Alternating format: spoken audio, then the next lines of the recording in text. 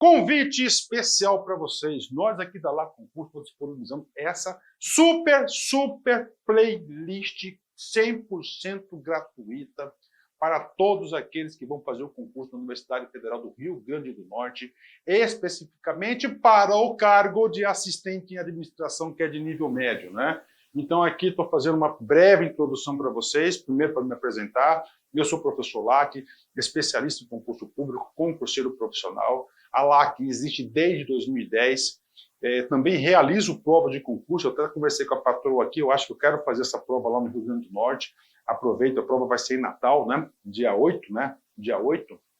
E eu quero ver lá se realizo essa prova lá e aproveito aí e faço também um lazer com a minha família também, né?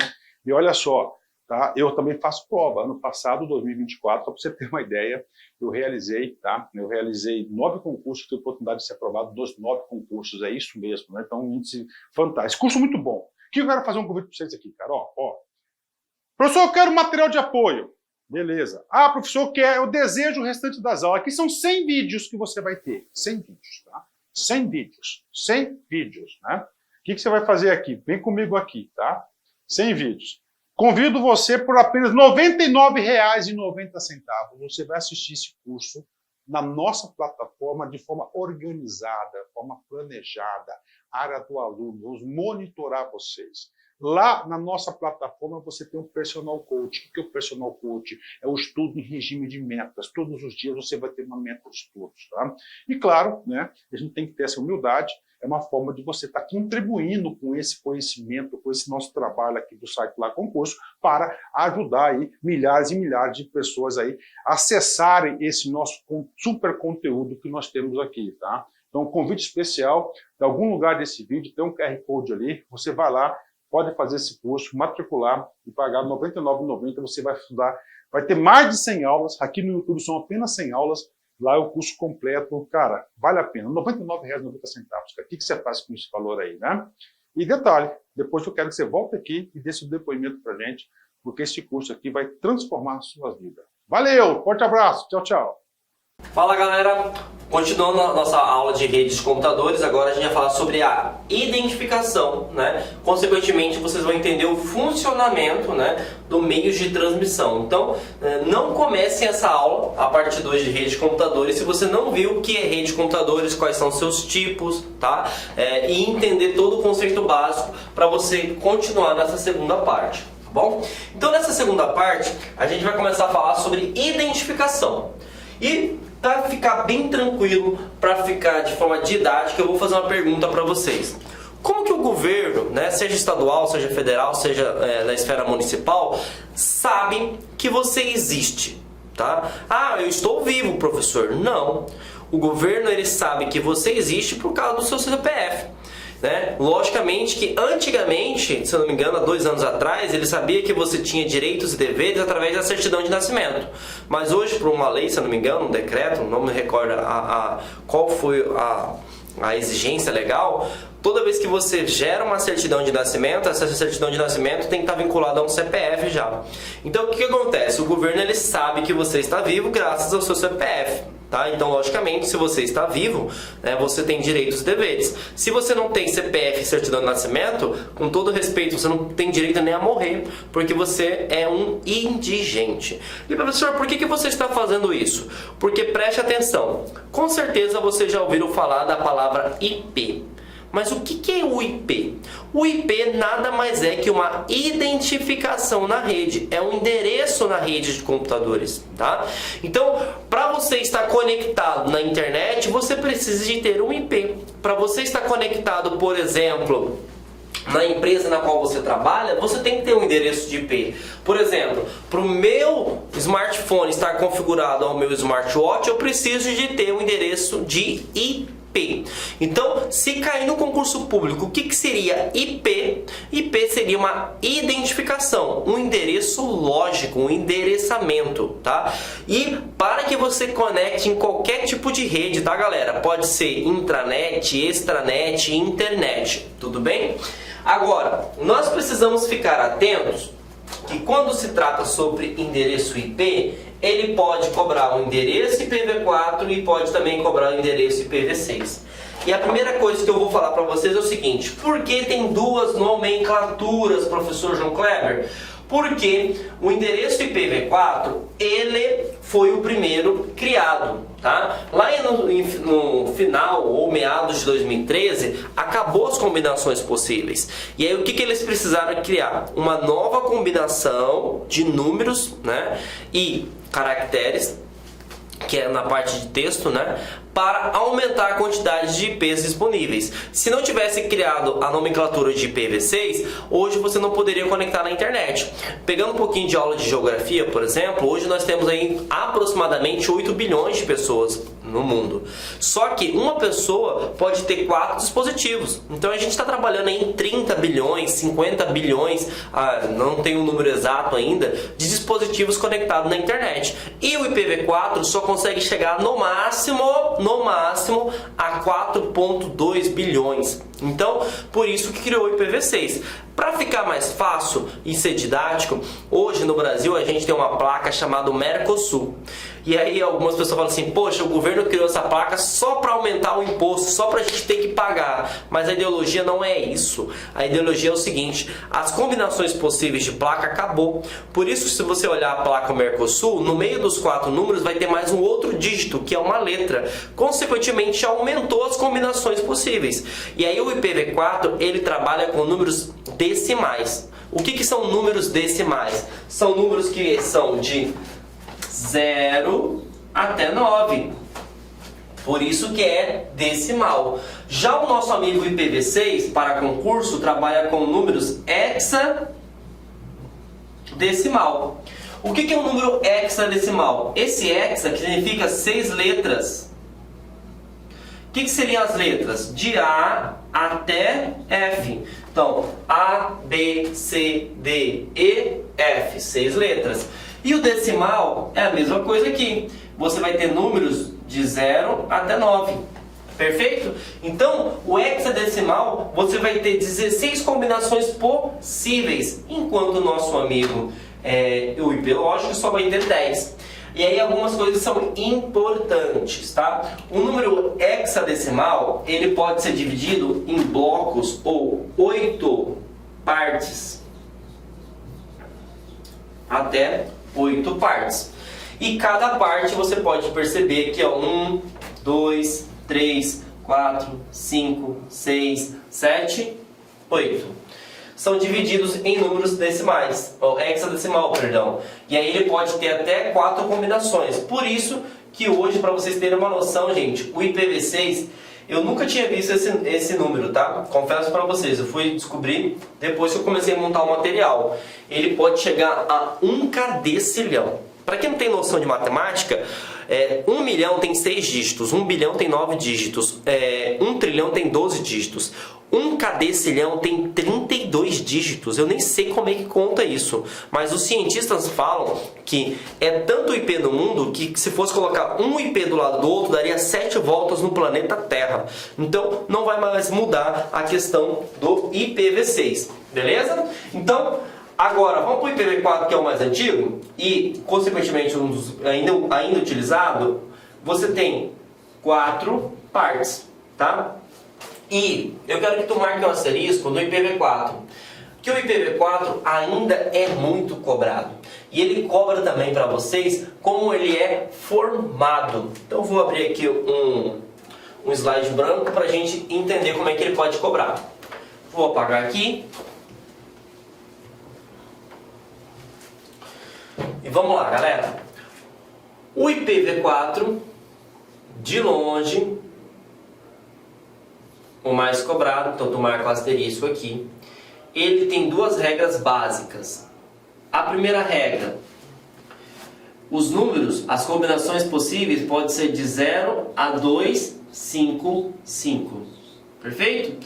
E segundo, ele é dividido em até 4 blocos ou 4 partes. Vou te dar um exemplo.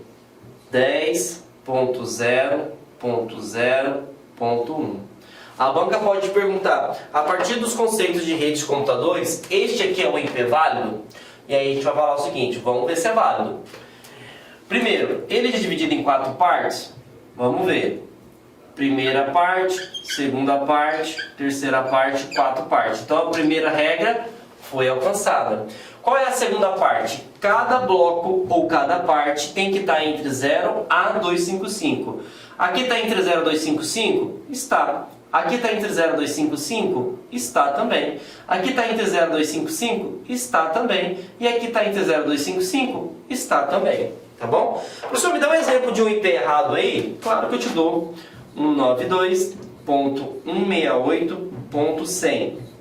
E vou te dar este também, ó. 192.257.10.10. Beleza? Então vamos para o primeiro exemplo errado.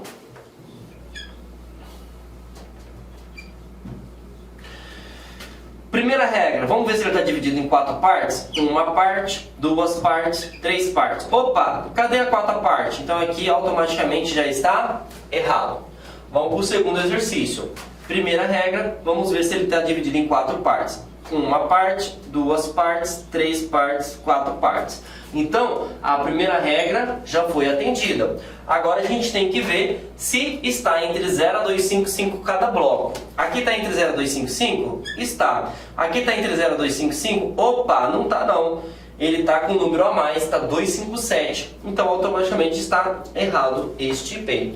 Então, isso... Desculpa, gente. Isso seria as combinações possíveis. Agora, uma coisa que é importante. Se você estiver fazendo um concurso para a Polícia Federal ou para carreiras fiscais, né, ou para carreiras tribunais, a banca, se for uma banca pesada, um CESP, uma FGV, um FCC, ele pode exigir mais. Ele pode perguntar, já sei que você sabe como é que funciona o IP. Ele vai perguntar o seguinte, eu quero saber se esse IP é de uma intranet ou se esse IP é de uma internet. Aí você fala assim, lascou, né? Inclusive caiu isso no concurso da Polícia Federal. Perguntou sobre a Marta, lembra até hoje o nome da pessoa. E aí eu vou te dar um macete que você vai ficar muito feliz. Dica para concurso. Se o IP começar com 10, se o IP começar com 72, ou se o IP começar com 92, significa que ele é de uma intranet.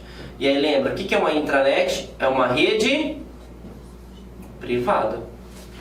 Ah, professor, não entendi. Simples, ele poderia cair assim, ó. Esse IP aqui é de um site público?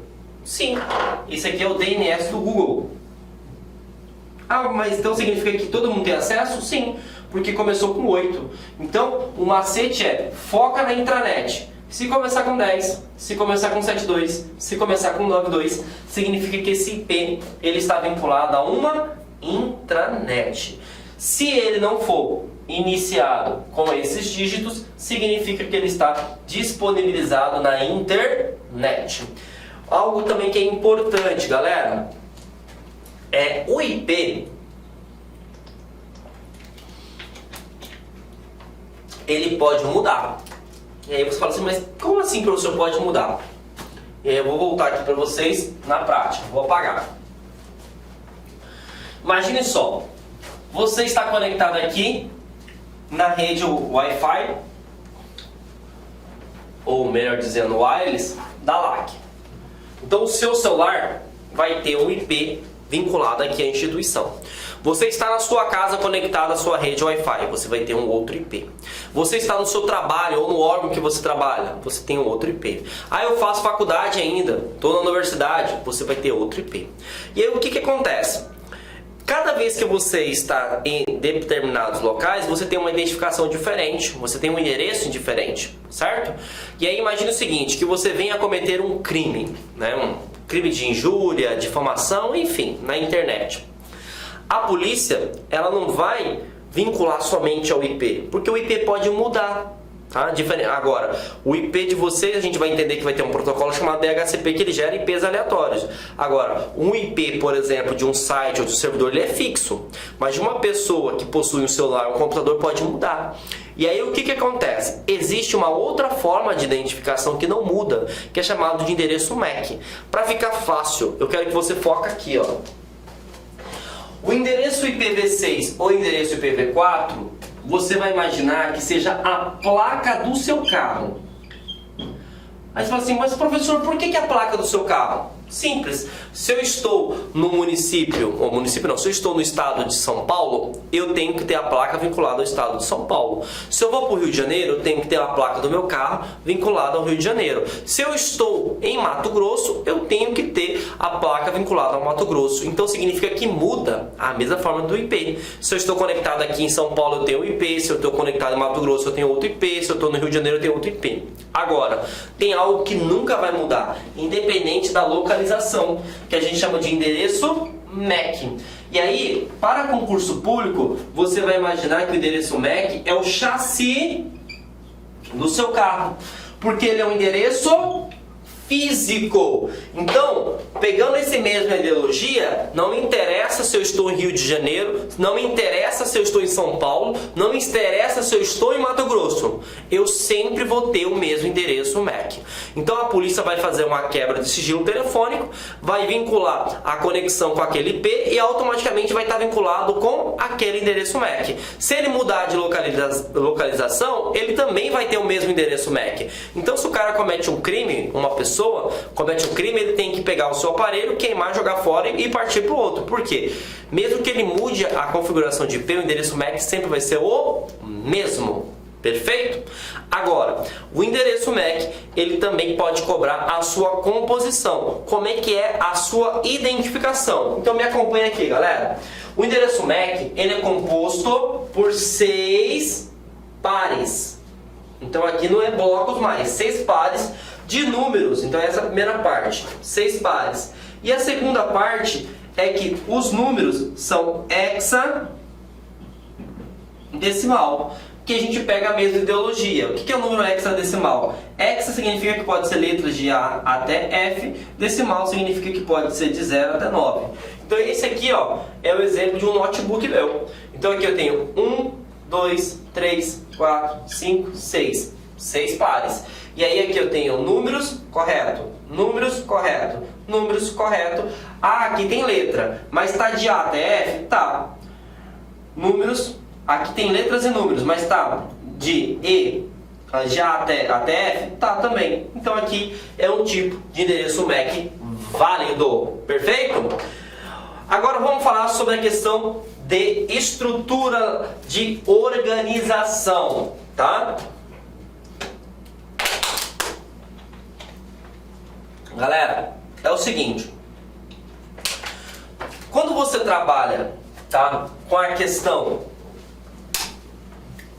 de redes de computadores, normalmente quando você fala com alguém que não tem conhecimento, a pessoa fala assim, ah, fulano de tal cometeu um crime, xingou, né? Agora tem questão de preconceito, homofobia, né? Xenofobismo, enfim.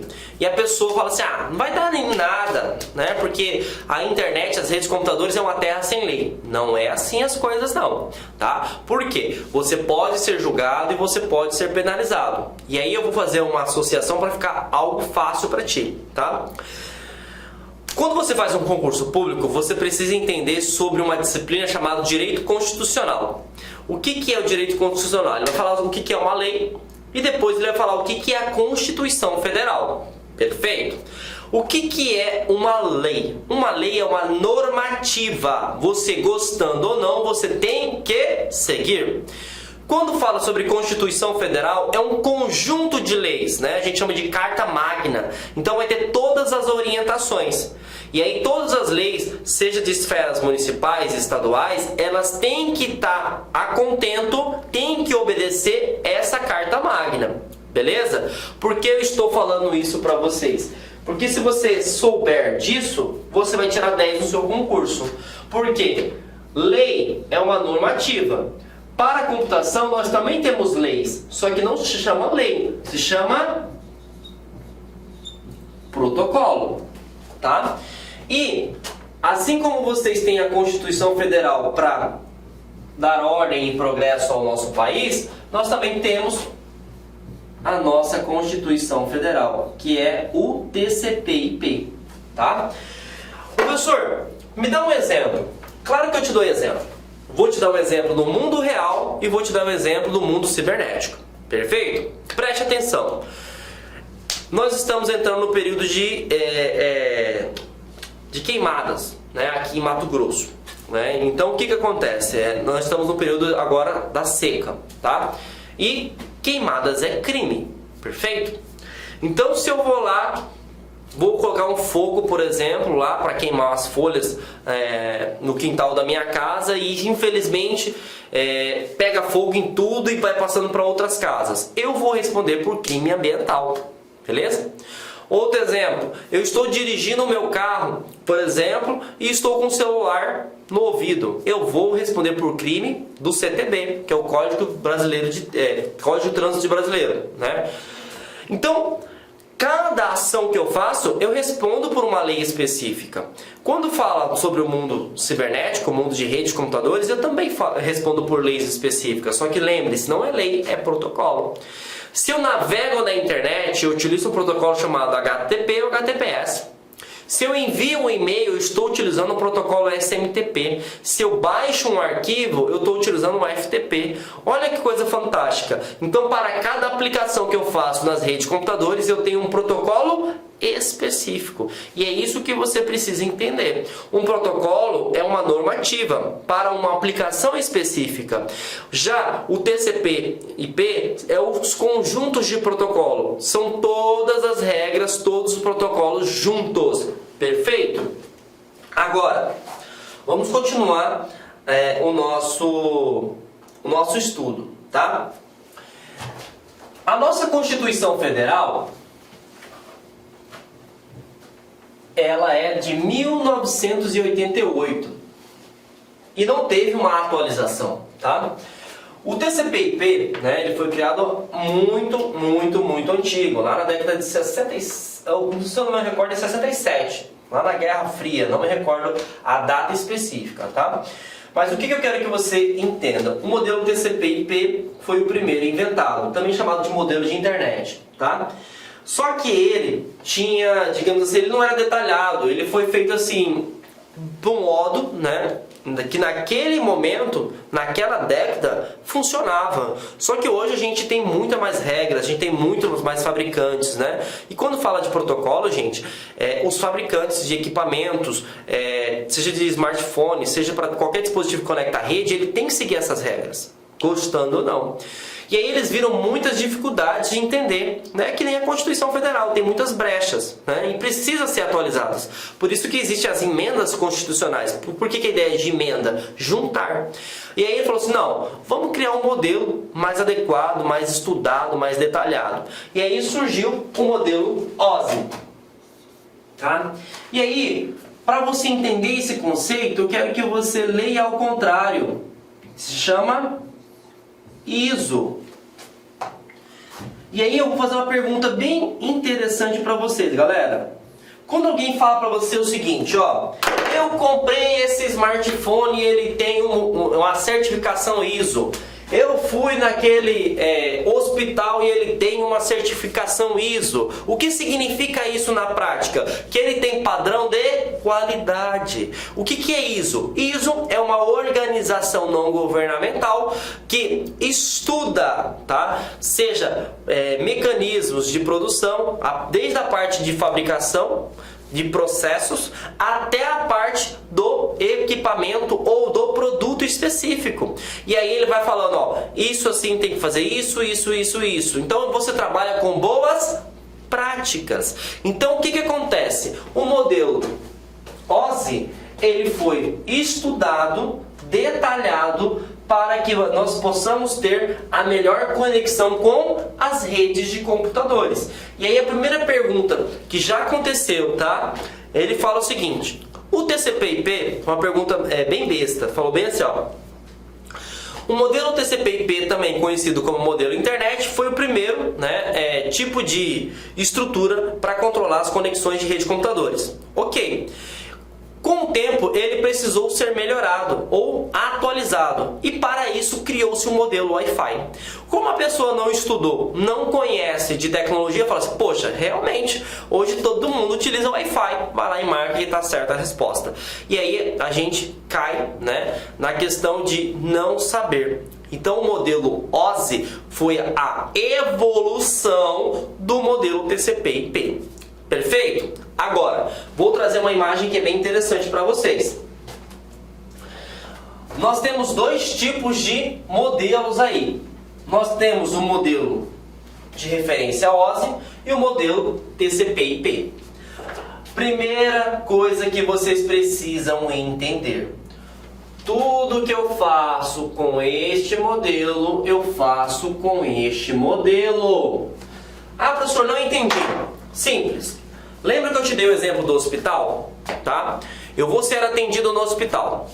Lá no hospital vai ter enfermeiro, vai ter técnicos de enfermagem, vai ter médicos, enfim. Vai ter farmacêuticos, fisioterapeutas e assim por diante.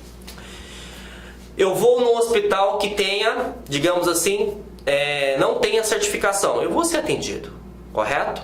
Eu vou no outro hospital que tem certificação. Eu vou ser atendido também, galera? Claro que eu vou ser atendido. Só que, quando eu falo assim, eu vou naquele hospital X, porque ele tem certificação ISO. Então, automaticamente, que lá os processos são bem detalhados. Eu consigo entender tudo que funciona, tá? Mas eu também tenho que entender que não é porque a empresa não tem a certificação ISO que ela seja ruim. Mas, se ela tem a certificação ISO, significa que é uma empresa mais madura, que ela está pensando na questão de qualidade, tá? Então, se falar no concurso público que o modelo TCP/IP não funciona, tá errado, tá? Se falar que o modelo OSI não funciona, tá errado, porque tudo que esse cara aqui faz, esse cara aqui também faz. E por que eu trouxe desta forma para vocês, tá? Preste atenção. O modelo OSI, que é baseado na ISO, ele é mais detalhado, ele estuda as funções de forma profunda. E aí o que ele fez? O modelo TCP/IP, assim como o modelo OSI, ele é dividido em camadas. Camadas nada mais é do que fases. Então, também pode cair no concurso público como etapas. Quando você, galera, vai acessar, por exemplo, uma aplicação, ele vai passo a passo, passo a passo, passo a passo, passo a passo. Então a informação não é assim, ó, saiu do meu celular, já está lá no servidor da LAC. Não, ele segue um rito, ele segue um fluxo, ele segue uma camada. E essas camadas podem cair no concurso público, tá bom? Mas eu vou passar passo a passo para vocês identificar no seu concurso e marcar a resposta correta. Perfeito? Então vamos lá. Primeira coisa, pode cair no concurso público a questão de numeração. Então eu tenho a camada 7, 6, 5, 4, 3, 2, 1. E aí ela é decrescente, esse é o foco. Então você começa da aplicação até chegar na física. Eu vou explicar para você o modelo de referência OSI, porque ele é maior, mas tudo que eu faço com este cara, eu faço com este cara aqui também. Tudo bem? Então vamos lá. A camada aplicação. O que seria isso, essa camada aplicação? É aqui, gente, que você vai ter contato com os apps. Ah, professor, me dá um exemplo aí. Então é na camada aplicação que você vai acessar o Google Chrome, o seu Skype, o seu Hotmail, o seu Outlook, tudo bem? Então, a camada aplicação, como o próprio nome já induz, você vai abrir o seu aplicativo, perfeito?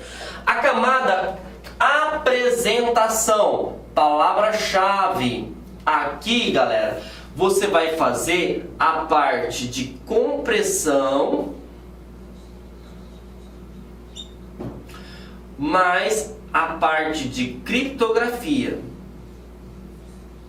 Essas são as duas palavras-chave que tu vai ter. Professor, me explica assim, o que pode cobrar na camada da apresentação? Fiquem atentos. Eu abri o aplicativo, eu estou utilizando o meu celular, certo? Então abri o aplicativo, imagine o seguinte, que eu estou abrindo o aplicativo do Google Drive ou de um navegador. O meu celular utiliza, né, um sistema operacional Android, mas eu também posso ter um outro celular que utiliza o sistema operacional iOS. Então são sistemas operacionais diferentes. Então o que eu faço? Eu faço a compressão, eu faço a conversão de sistemas operacionais. Outra coisa, toda a informação que é transmitida, vamos pegar um exemplo do WhatsApp, ela tem a criptografia. Então os dados, eles são criptografados. Então o que acontece? Quando você acessa a camada da aplicação, você vai transmitir os dados. Só que aí passa para a camada apresentação e já é criptografado. Para quê? Para que as pessoas que estão utilizando as redes de computadores não consigam identificar qual é o teor da informação. Beleza? Próximo, nós vamos para a camada seção. A camada seção, ela é responsável, palavra-chave, para estabelecer a conexão. Então ele vai pegar, por exemplo, a conexão entre o meu celular e o servidor que está armazenado no WhatsApp. E aí ele estabelece a conexão. Ah, caiu a conexão, por exemplo, do WhatsApp, aparece lá que não está conectado. Então quem que é responsável, qual que é a etapa responsável por estabelecer a conexão? É a camada seção. Então ele identifica o dispositivo e visualiza se eu estou conectado ou não. Desde a conexão até a reconexão. Perfeito? Próxima camada. Estabelecer conexão. Transporte, gente. A transporte ela é muito importante, tá? Porque a camada transporte, ela vai fazer... Desculpa, gente. Ela vai fazer a parte de estabelecer, né, o mapeamento, né, da conexão entre você até o destino. E por incrível que pareça, a própria camada já tem o nome, transporte. Por quê? Ele vai fazer, digamos assim, a rota, acho que você pode colocar a palavra rota, da origem e do destino. Então, por exemplo, eu quero acessar, por exemplo, o site da LAC. O que a camada transporte vai fazer? Ela fala o seguinte, ó, esse celular, essa é a origem. Eu preciso chegar no destino, que é o servidor da LAC. Então ele vai traçar a rota para mim. Perfeito? Então dentro da camada transporte, você vai conseguir fazer esse tipo de operação. E aí uma coisa importante, é dentro da camada transporte, deixa eu até abrir um slide branco aqui. Você vai ter dois protocolos importantes, o TCP e o UDP. Beleza? O TCP, ele é responsável por transportar, assim como o UDP. Só que o TCP, ele vai enviar e vai retornar se teve êxito na conexão. O UDP só envia. Se o cara recebeu a mensagem, não cabe a ele julgar, tá? Então, o UDP ele é mais rápido, só que ele não é tão seguro, porque você não sabe se teve conexão ou não. Já o TCP, ele é mais seguro, tá? Bom, e aí nós vamos para a camada rede. Na camada rede, você vai ter a segurança, tá, que os dados foram transmitidos. Por quê? Aqui, além de fazer o roteamento, ele vai validar se a transmissão foi realizada com sucesso. Então é dentro da camada rede que você verifica, tá, se foi transmitido com sucesso. Eu esqueci de falar outra coisa importante. Dentro da camada transporte, você vai fazer a rota. Só que para estabelecer a rota, todas as camadas anteriores precisam estar com o seu fluxo, né, ok. Então eu não consigo, por exemplo, estabelecer uma rota se eu não conheço quem é a pessoa, então, se eu não estabeleci a sessão, se eu não consigo saber quem é o sistema operacional, ou se vai ter que criptografar não os dados, ou se o cara abriu o aplicativo. Então é dentro de transporte. Isso aqui também é importante, eu tinha me esquecido, tá? E a rede é, digamos assim, o cara que vai fazer assim, ó, checklist. Enviou, recebeu? Opa, beleza. Para verificar se enviou ou recebeu, ele tem que ir lá no local de origem e validar se foi recebido ou não, né? Na verdade, origem e destinatário. Então ele valida, ele cria o endereçamento de IP, o IP que envia, o IP que recebe e vai validar. Recebeu? Recebi. Então ele retorna trazendo a resposta positiva. Perfeito? E a camada dados. Fiquem atentos que alguns concursos podem cobrar também a palavra, vou até colocar aqui a palavra enlace. Ela é responsável por fazer o endereçamento.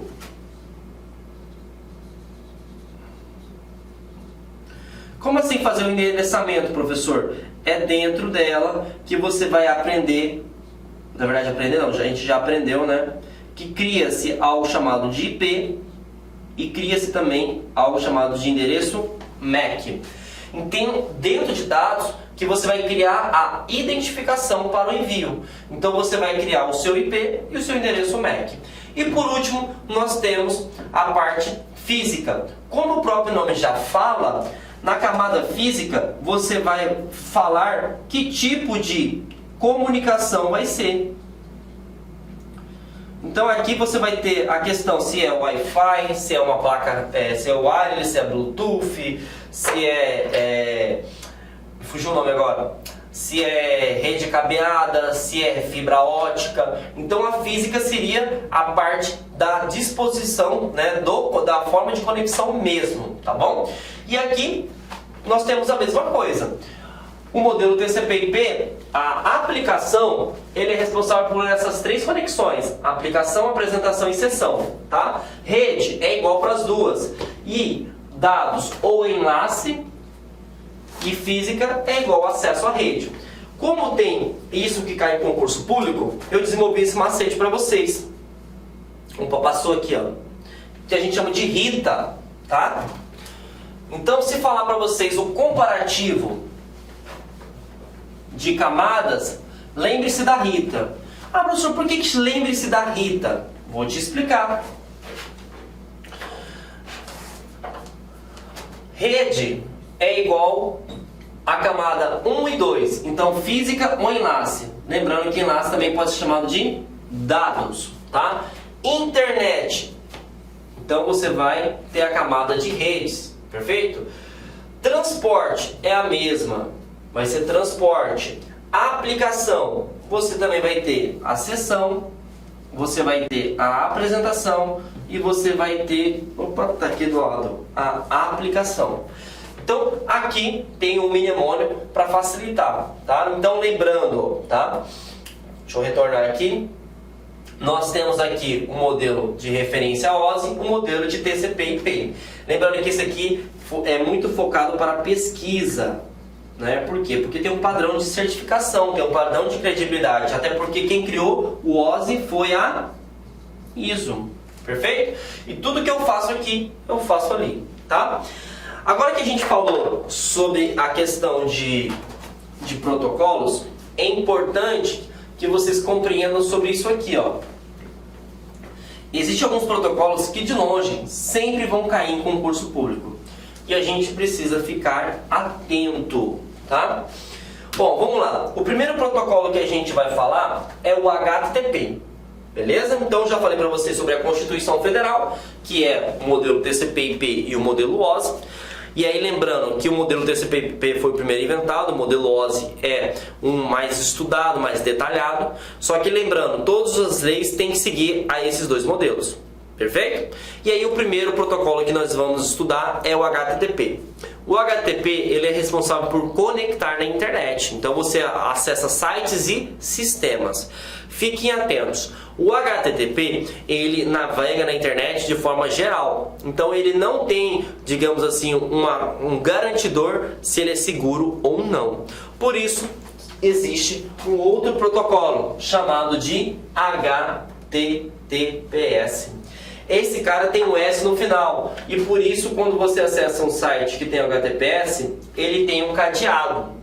Só que esse cadeado você precisa saber o nome que está aqui dentro, que é chamado de certificado digital.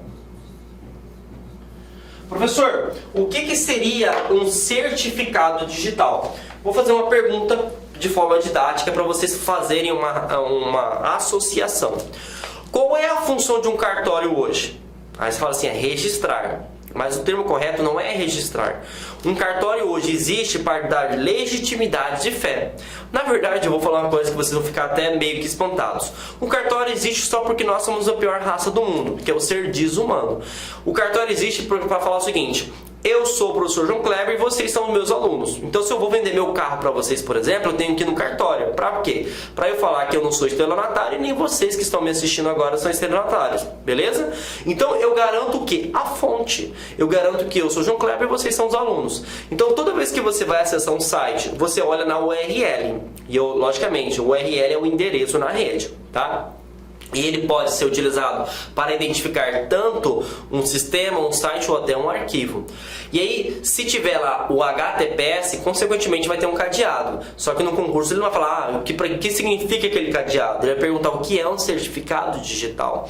E aí o certificado digital ele garante a fonte. Inclusive nós vamos ter uma aula de segurança da informação e eu vou explicar para vocês a questão da estrutura do ICP, né, que é um órgão vinculado para criar chaves públicas e consequentemente responsável também por registrar, certificar, validar e até revogar certificados digitais. Beleza? Agora, como é algo que a gente utiliza todo santo dia, ele pode também perguntar para vocês, galera, o que seria a porta de comunicação. Então, porta de comunicação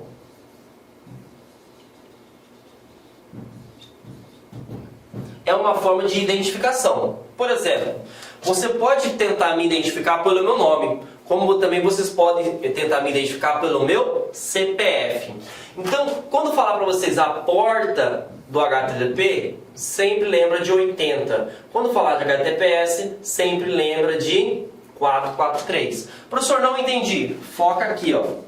Se ele fala assim, ó, você... Deixa eu pegar aqui. Vou pegar um IP público. 200.100.243.2.443. Então, por exemplo, dessa forma aqui a gente está acessando via IP. Mas nós poderíamos acessar também utilizando o textual, que seria o domínio URL. Então, por exemplo, https google.com.br. Lembrando que é só um exercício, tá? Esse aqui não é o IP do Google, só estou mostrando para vocês. Então aqui eu estou utilizando a forma textual, como também eu posso utilizar a forma através das portas, perfeito? Então, fiquem atentos. O HTTP, se perguntar se é seguro? Não. Por que ele não é seguro? Porque ele não tem o cadeado. E o que é o cadeado? Certificado digital. E o que o certificado digital garante? Ele garante a fonte. Ele garante a fonte. Perfeito? E ele pode ter perguntado também para vocês a porta. A porta do HTTP é 80, acima do HTTPS é 443. Beleza?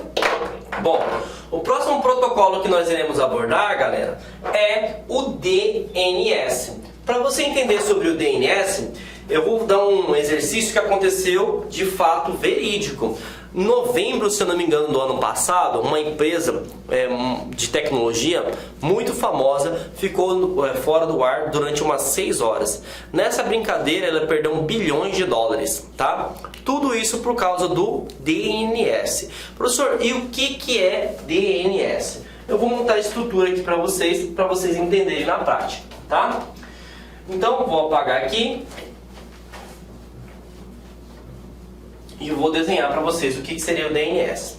Primeira coisa que você tem que imaginar. O DNS, se falar no seu concurso público, lembra da palavra tradutor.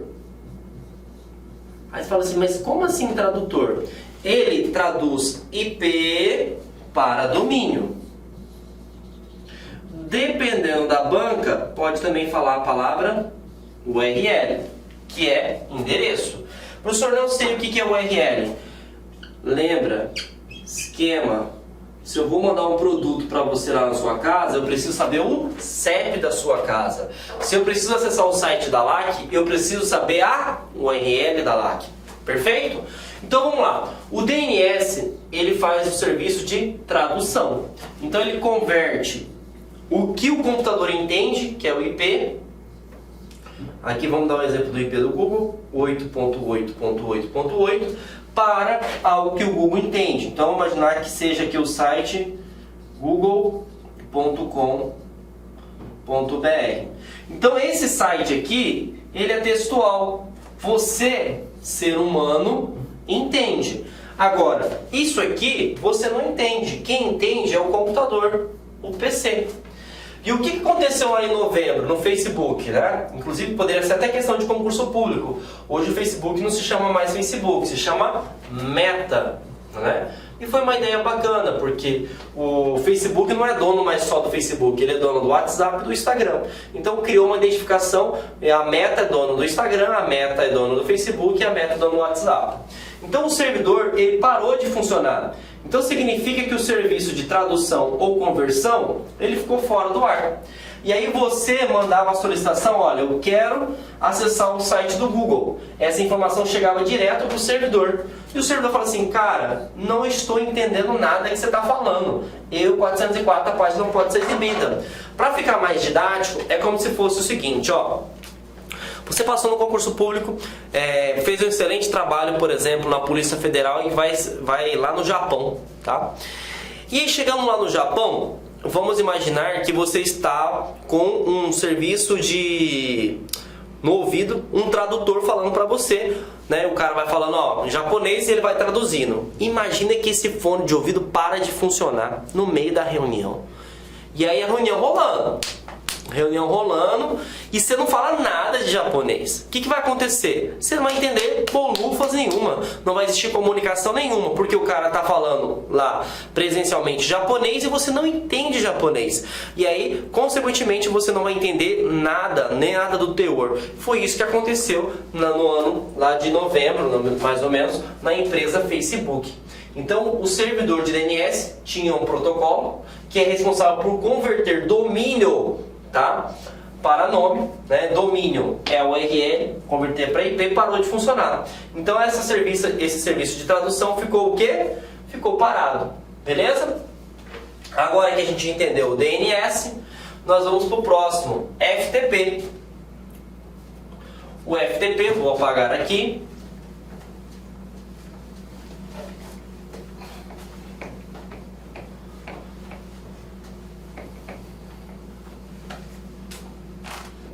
O FTP, ele é responsável por duas coisas muito importantes. Upload e download. Professor, o que é isso?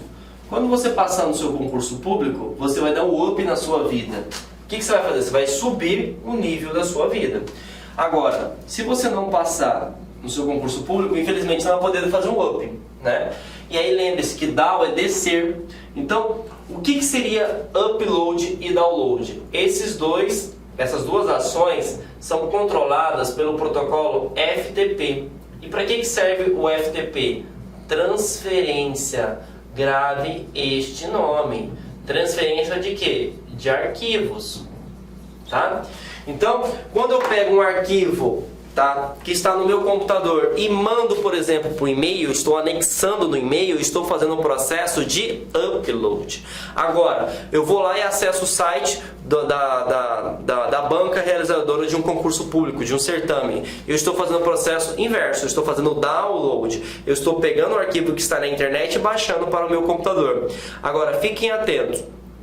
O FTP, ele consegue controlar tanto você fazer essa operação em navegadores, né, através de web browsers, né, ou por aplicativos específicos, exemplo torrents, né. Então ele consegue fazer esse tipo de controle. Então fiquem atentos aí.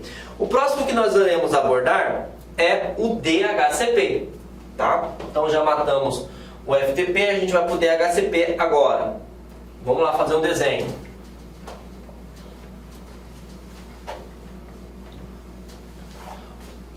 Quando eu falar para vocês sobre DHCP, eu quero que você lembre do porteiro. E aí eu vou te explicar o porquê. Professor, como assim porteiro, professor? Galera, é o seguinte. Imagine que você trabalhe lá na Receita Federal. Beleza? Qualquer pessoa consegue ir no prédio da Receita Federal? Não. Ele chega, se apresenta na portaria, eles vão fazer um cadastro dessa pessoa e aí sim que ela vai conseguir entrar na, digamos assim, na Receita Federal. Perfeito? O DHCP, lembre-se disso. O DHCP ele é o porteiro das redes de computadores. Só que ele não cria uma identificação, ele cria um cara chamado de IP. E o que é o IP? O IP nada mais é que um endereço na rede. Lembra que eu falei para vocês lá no início, na aula 1? Se eu não tiver IP, eu consigo conectar uma rede de computadores? Não. É a mesma coisa se eu não tiver CPF ou certidão de nascimento. Eu sou um indigente, eu não posso nem morrer. Então significa dizer que se o IP não existe, eu não consigo conectar nas redes de computadores. E a pergunta é, se você não possui o DHCP funcionando, você não consegue gerar um IP. Se você não consegue gerar um IP, você não conecta na rede. Perfeito? Agora uma coisa também que é importante. O DHCP, ele gera IPs, né? Por isso que é o D aqui, ó, Host Dynamic, de forma dinâmica. Como assim dinâmica, professor? Por exemplo, o meu celular está conectado à rede Wi-Fi da LAC. Hoje ele tem um IP. Tá? Por exemplo, amanhã quando eu vim aqui na instituição, eu posso conectar na rede Wi-Fi, mas o IP não pode ser o mesmo. Por quê? Uma pessoa chegou primeiro do que eu e pegou o meu IP, porque ele é dinâmico. Por isso que eu falei para vocês que a gente não pode, por exemplo, fazer uma quebra de sigilo telefônico somente no IP, porque cada dia o IP pode ser alterado. E quem faz essa identificação? Opa, é o nosso amigo DHCP. Fiquem atentos com pegadinha. Se o DHCP parar de funcionar, você não tem IP. Se você não tem IP, você não consegue conectar a nenhuma rede de computadores. Perfeito? Próximo, SMTP. Aqui a gente está falando sobre o protocolo que gerencia o envio de e-mails. Gente, eu criei um macete que vocês vão gostar e muito, tá? Se liga no macete do professor João Kleber. SMTP, sua mensagem está pronta. Está pronta para quê? Para me enviar no e-mail. Pronto, simples assim. Toda vez que falar para vocês sobre SMTP, lembre-se, é o protocolo responsável por enviar ou encaminhar mensagens de e-mail. Lembrando que pode ser via web e-mail ou cliente de e-mail. Aí você fala assim, professor, não sei qual que é a diferença. Web e-mail é quando você, por exemplo, tem que acessar um navegador, digitar o URL do servidor, vou dar um exemplo do meu e-mail, gmail.com, coloca login e senha. Mas aquele aplicativo que está no seu celular, como o meu está no meu, eu clico lá e abro, também envia e-mail, que é chamado de SMTP. Agora, nós temos esses dois caras aqui, ó, que sempre caem em concurso público, POP e IMAP. Para isso, eu vou colocar imagem, porque às vezes imagem fala mais que 1000 palavras, tá? Protocolo POP.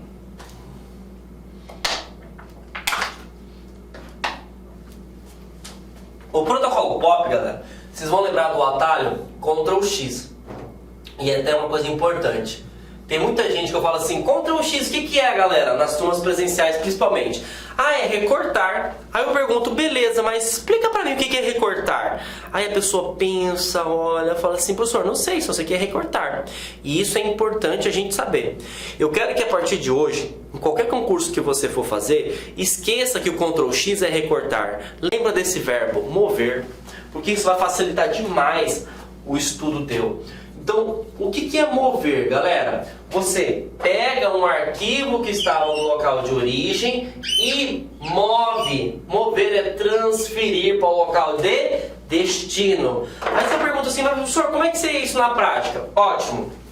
Eu tenho um e-mail, certo? O meu e-mail eu consigo acessar no meu celular, na minha casa, no meu computador, na Smart TV, no tablet, no meu serviço ou enfim, em qualquer lugar.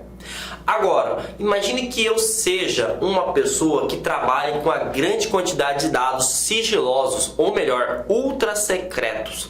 Eu posso ficar acessando em qualquer lugar e-mail? Não. E para isso, os órgãos que possuem esse tipo de informações, ele cria uma configuração chamada de POP. O que significa isso na prática? Toda vez que a pessoa for acessar o e-mail, ele não vai conseguir visualizar aquela mensagem, porque essa mensagem está configurada em um único dispositivo. Então, ele precisa ir no órgão ou na secretaria que ele esteja vinculado para ter acesso aos seus e-mails. E aí, você lembra do Ctrl X, porque ele vai mover. Lembra, aqui ele vai conseguir ter acesso a somente em dispositivos que foram cadastrados no protocolo POP, beleza? Por quê? Por questões de segurança. Agora, se você consegue ter acesso a o seu e-mail em qualquer lugar, significa que você tem o protocolo IMAP.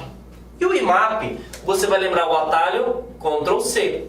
E aí eu faço a mesma pergunta. Eu falo para o aluno assim, professor, eu falo, galera, o que é Ctrl C? Aí ele fala assim, é copiar, professor. Aí eu pergunto, mas explica para mim, o que é copiar? Ah, é copiar. E aí o copiar você precisa entender também. Ele cria um arquivo no local de origem, na verdade ele deixa um arquivo no local de destino. E é por isso que quando você acessa o e-mail no seu celular, você consegue ter acesso às mensagens. Quando você está no computador da sua casa, do seu trabalho, você tem acesso às mensagens. Porque aqui está configurado um protocolo chamado de IMAP.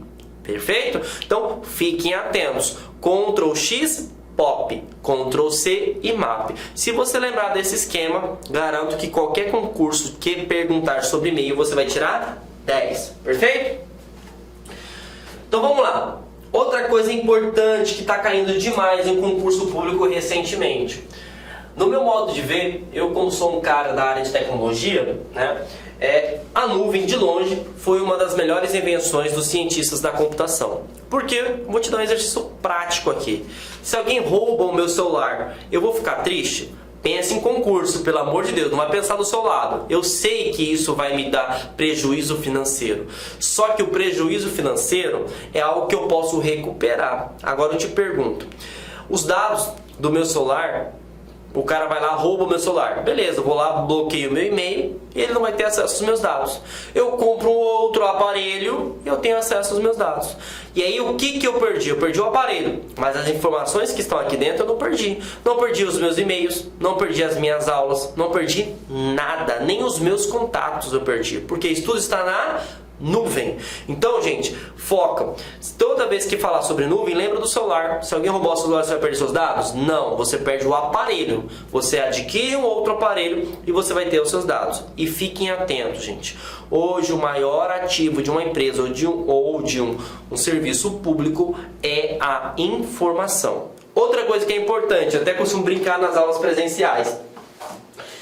Quando fala nuvem, espero que você não tenha esse hábito, tá? As pessoas ficam olhando para o céu. Aí eu falo assim, se você ficar olhando para o céu, você não vai passar no psicotécnico, tá?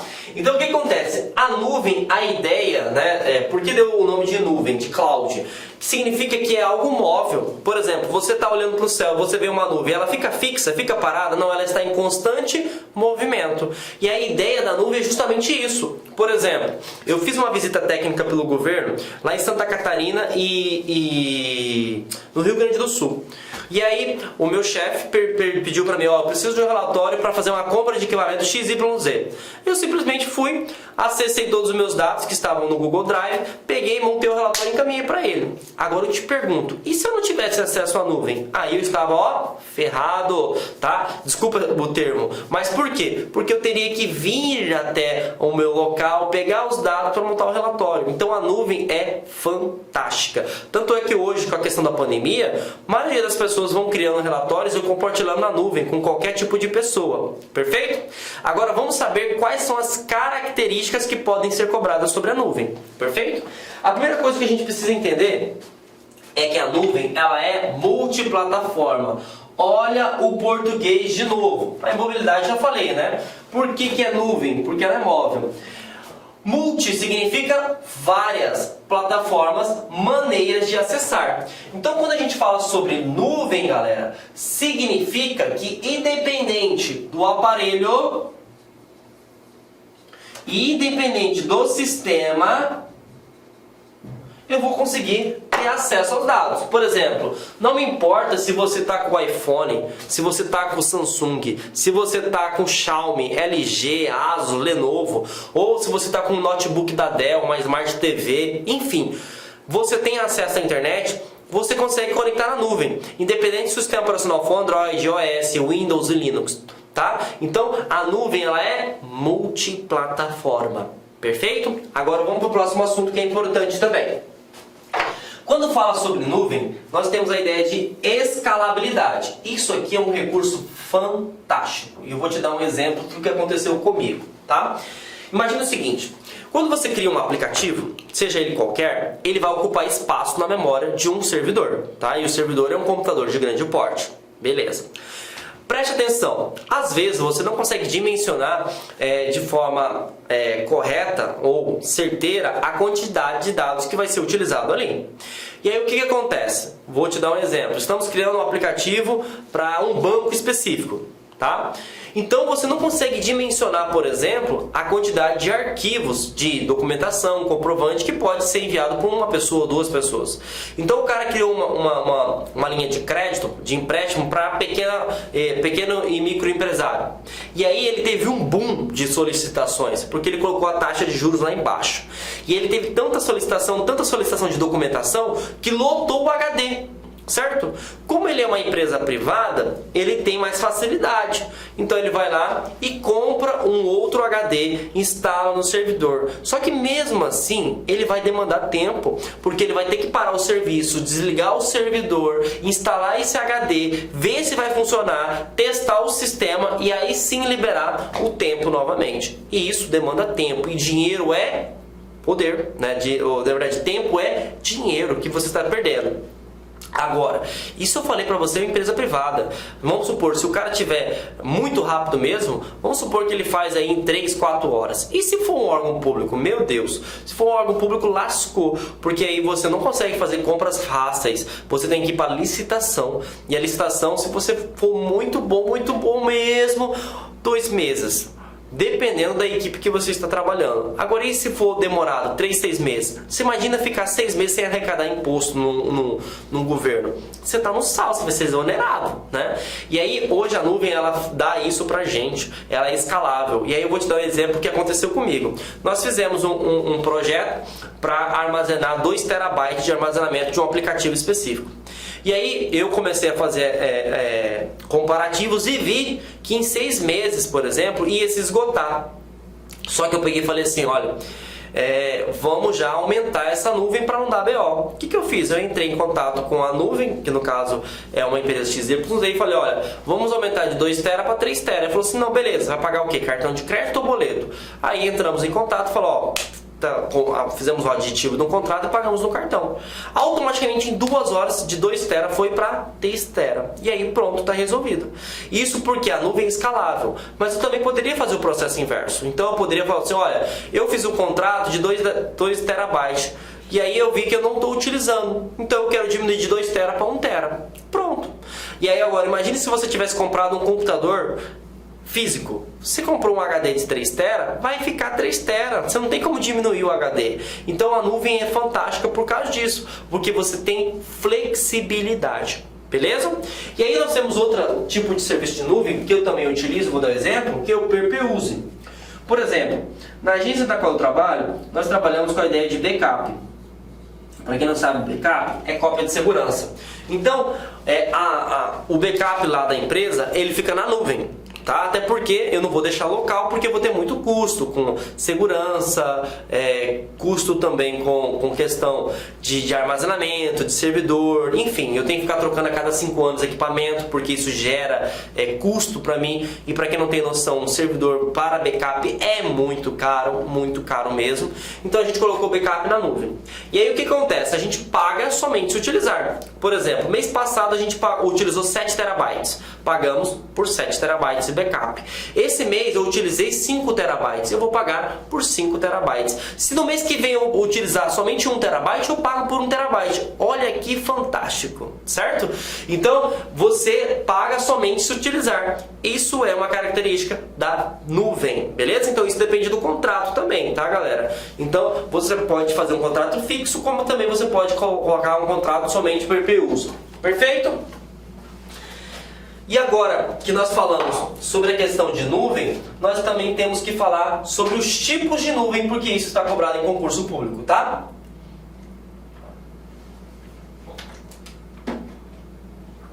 Bom, vamos lá. Quando fala sobre nuvem, tem 3 tipos de nuvem que pode cair no seu concurso público, tá? SaaS, PaaS e IaaS. Toda vez que fala SaaS, lembra de serviço, tá? Professor, como assim? O aplicativo está pronto. Toda vez que falar PaaS, opa, caiu aqui. Lembra de plataforma. Você vai criar ou desenvolver um aplicativo ou sistema. E o IaaS, que foi um dos primeiros criados, o foco dele é armazenamento. E aí eu vou explicar na prática para vocês. Galera, é o seguinte, ó. Um tipo de nuvem SaaS. Como que eu bato o olho e identifico no concurso público? Espero que vocês tenham consciência. Vou até pegar meu celular para ficar mais fácil. Para ficar mais fácil para vocês. Todo mundo tem um celular, smartphone, perfeito? Você tem um aplicativo lá chamado Netflix. Para quem não tem Netflix no celular, você deve ter, por exemplo, o YouTube. Mas também poderia ter o Spotify, Gmail, etc. Vocês têm sã consciência que os vídeos que estão no YouTube não estão armazenados nesse aparelho celular, nesse smartphone. Ele está armazenado onde? Na nuvem. Então, quando você acessa uma aplicação e essa aplicação está pronta, se chama SaaS. Então, o e-mail é um tipo de SaaS, o Spotify é um tipo de SaaS, o WhatsApp é um tipo de um SaaS. Então, significa que você acessa uma aplicação que está pronta. Agora, quando você falar de PaaS no concurso público, lembra, o PaaS é voltado para profissionais da minha área, da área de tecnologia da informação. Por quê? Ele é um tipo de nuvem na qual permite que o professor João Kleber ou qualquer profissional da área de tecnologia possa acessar, criar, testar, desenvolver, modelar aplicativos. Então você tem que bater o olho na questão e falar: o sistema está pronto? Não. Ele está testando? Tá. Então é PaaS. Ele vai criar um sistema? Então é PaaS também. Ele está modelando, ele está desenvolvendo? É PaaS também. Então, se você identificar isso no concurso público, você vai ter muita facilidade em responder. Agora, e o IaaS? O IaaS é quando você tem acesso a armazenamento. Por exemplo, Google Drive é um tipo de IaaS, tá? O Dropbox é um tipo de IaaS. E também nós temos outro que cai em concurso público, que é da Microsoft, o OneDrive. Então esses 3 serviços que eu falei para vocês, Google Drive, Dropbox e o OneDrive, são exemplos de IaaS, porque você vai simplesmente armazenar arquivos, fotos e imagens. Você não vai ter acesso a uma aplicação, é só para armazenamento. Fiquem atentos também. A nuvem ela é limitada? Não, galera. Tudo na vida tem um limite. Por exemplo, quando você tem o Google Drive, vou até colocar aqui, ó. O Google Drive, você tem 15 GB de armazenamento de forma gratuita. Isso incluso seu e-mail, incluso fotos, imagens, tudo. Esgotou os 15 GB, o que você tem que fazer? Ou você apaga os arquivos, ou você adquire um plano. Isso é um tipo de nuvem que a gente chama de híbrida, tá? E aí nós temos também as privadas, que você só pode utilizar se pagar. E também nós temos as nuvens que são chamadas de comunitárias, tá? As nuvens comunitárias são aquelas para institutos de pesquisa, por exemplo. Eu sou vinculado à Secretaria de Desenvolvimento. Então pode ter uma nuvem através do Ministério da Economia que o meu órgão pode, por exemplo, utilizar ela de forma gratuita. Mas todo e qualquer cidadão pode usar uma nuvem comunitária? Não, somente se for vinculado àquele tipo de grupos de pessoas. Beleza? Então, a privada você tem que pagar para poder utilizar. A mista, que seria o quê? Ela tem uma parte que é pública, exemplo, o Google Drive, depois você tem que pagar, né? E aí, se você quiser utilizar mais, então é chamado de mista ou híbrida. E nós temos a comunitária, na qual somente um grupo de pessoas específicas podem utilizar. Beleza? E agora, para a gente massificar nosso conhecimento sobre redes de computadores, vamos responder questões. Tudo bem? Então deixa eu apagar aqui.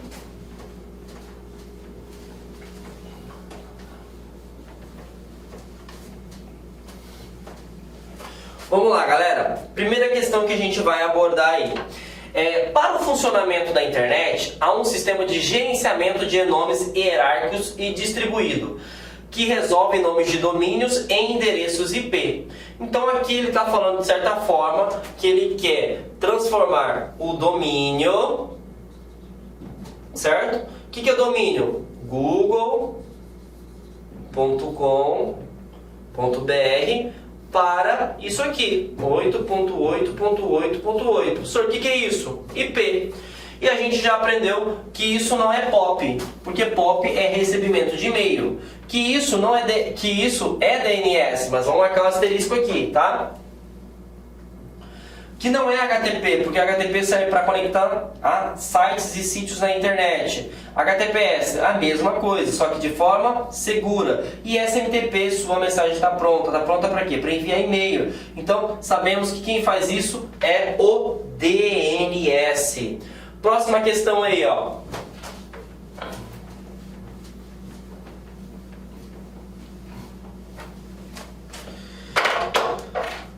Atualmente tem crescido o uso de fibra ótica na implementação de redes cabeadas de computadores para acesso à internet e oferta aos consumidores pelos provedores. Em relação ao cabeamento de par trançado, lembrando, par trançado, falou par trançado, lembra que é para curtas distâncias. A principal vantagem da fibra ótica possibilita a conexão do RJ45? Não, gente, isso aqui é o par trançado. Facilita implementações de links de multiponto? Não, nada a ver com a paçoca. Suporta o esforço de tração mecânica? Nada a ver com a paçoca. E aqui nós vemos que está o gabarito de ser imune à interferência de eletromagnética. Também poderia cair no concurso público com a palavra ruído. Então a fibra ótica tem essa característica, beleza? Próxima questão. Ela fala o seguinte: no que se refere às redes de computadores, julgue o item que se segue. O SMTP é o protocolo indicado para prover o serviço confiável de transferência de dados em formulários de dados, no caso de usuário estar trafegando em sítios da internet, por exemplo. Opa! Lembra, SMTP, sua mensagem está pronta. Está pronta para quê? Para enviar no e-mail. Então, essa questão ela está errada. Lembrando, para essa questão estar correta, teria que estar escrito aqui, ó, HTTPS. Beleza? Então, o HTTPS sim permite que você acesse os sites ou os sítios, que é a mesma coisa, de forma segura, tá? Vamos para a próxima questão. Para a implementação correta das redes VPN, pode permitir a comunicação segura através de redes públicas inseguras. Então eu vou interligar, duas redes utilizando a internet. Sobre a VPN, é correto afirmar que quando usada por meio de dispositivo móvel, impede que a operadora de telefonia determine a sua localização. Pelo amor de Deus, gente. Isso aqui não tem como você marcar, não. Quando você acessa a internet, automaticamente você precisa da empresa de telefonia. Porque a empresa de telefonia é como se fosse um atalho. Imagina o seguinte, você tem internet na sua casa, graças a uma operadora de telefonia. Se você tirar a operadora de telefonia, você consegue ter acesso à internet? Não. Então, questão completamente equivocada, tá? B. Protege as informações em trânsito pela internet e repouso armazenadas no computador do usuário que utiliza. Pelo amor de Deus, né, gente?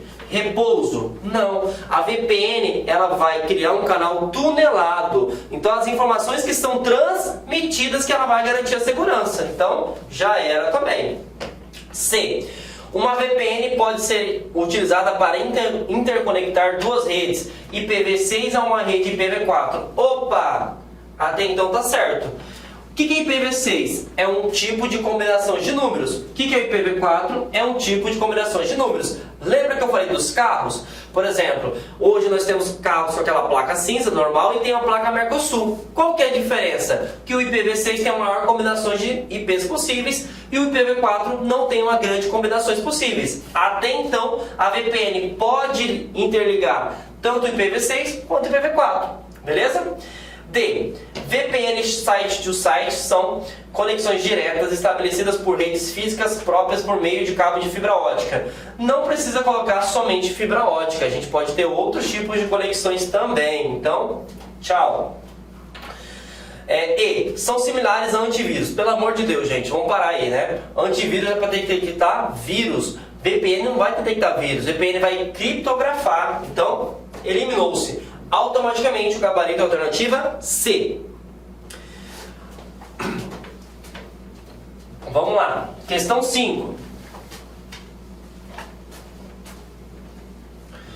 Deixa eu tomar uma aguinha.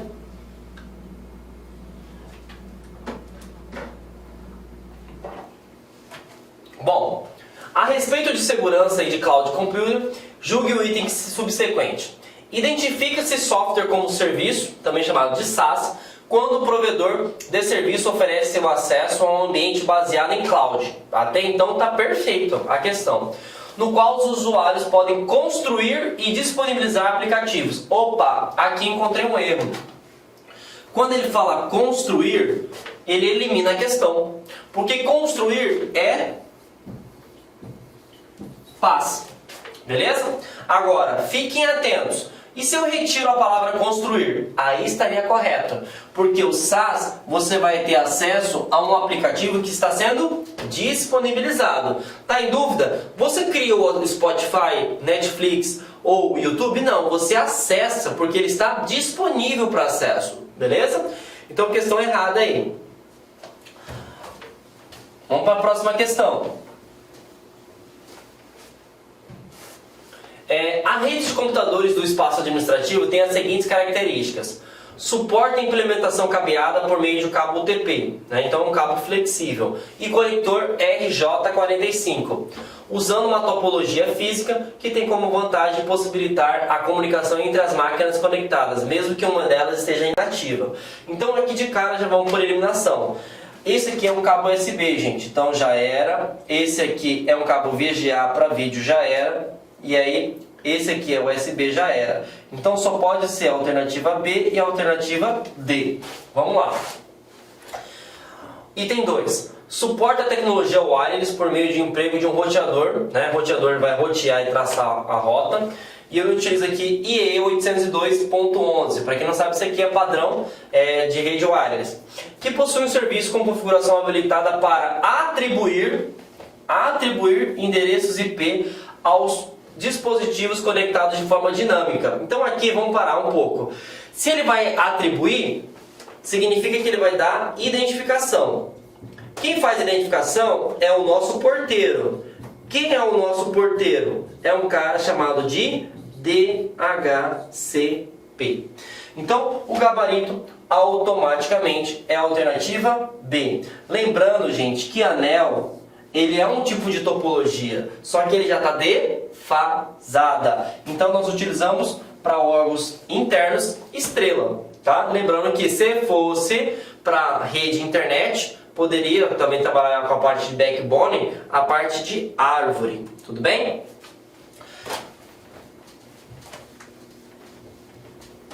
Vamos lá para mais uma questão.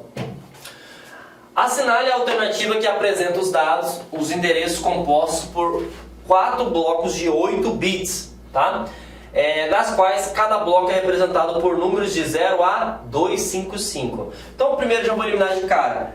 PCI e PCI Express, gente, não tem nada a ver com a paçoca. PCI e PCI Express são conectores na placa-mãe, para você colocar placa de rede, placa de vídeo, já era. Outra coisa, o endereço MAC não pode ser também, porque o endereço MAC são 6 pares hexadecimal, e aqui fala de 0 a 255, já rodou.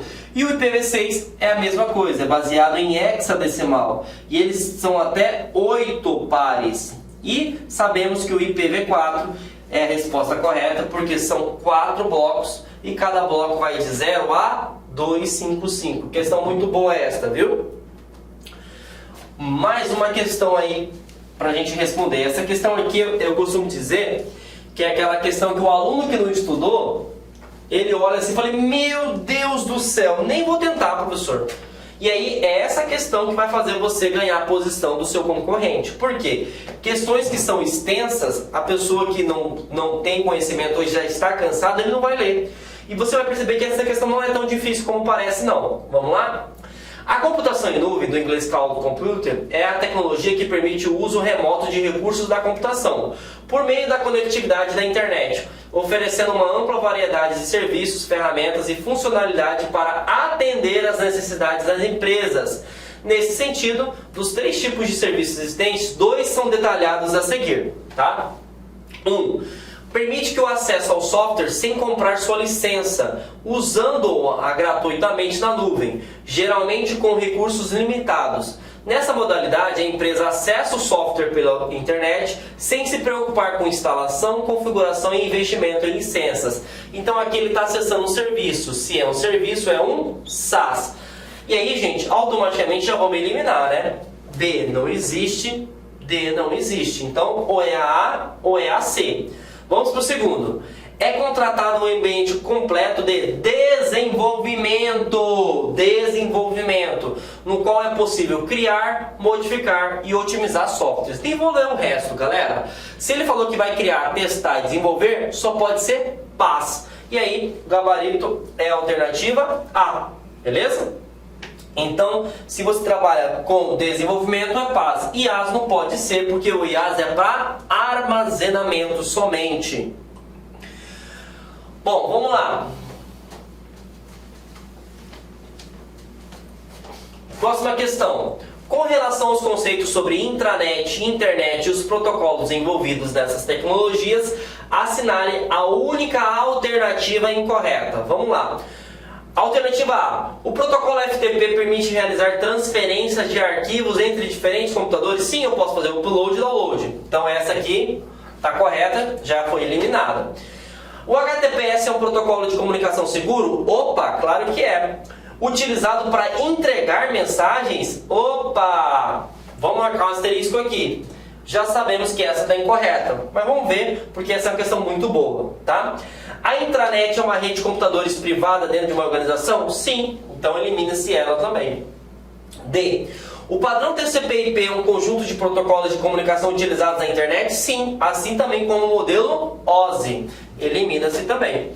E o protocolo IP é responsável por endereçar e encaminhar pacotes que trafegam pela rede mundial. Com certeza, se eu não tenho IP, eu não consigo navegar na internet. Então, logicamente, aqui está o erro, tá bom?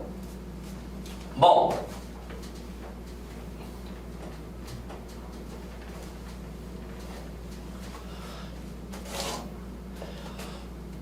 vamos lá. No modelo TCP/IP, é uma camada responsável pelo endereçamento e roteamento do pacote, trazendo a conexão entre as redes locais. Adiciona o pacote o endereço IP de origem e de destino, para que ele saiba qual caminho deve percorrer. Então, não é seção, porque seção vai estabelecer a conexão entre emissor e receptor. Não é aplicação, porque ele é o aplicativo. Não é o host ou rede, porque aqui vai trabalhar com a parte de endereçamento. Não é transporte, porque transporte ele vai trabalhar somente para traçar a rota, e se ele verifica que vai enviar e vai receber, o gabarito é a alternativa D, que seria internet. Belezinha?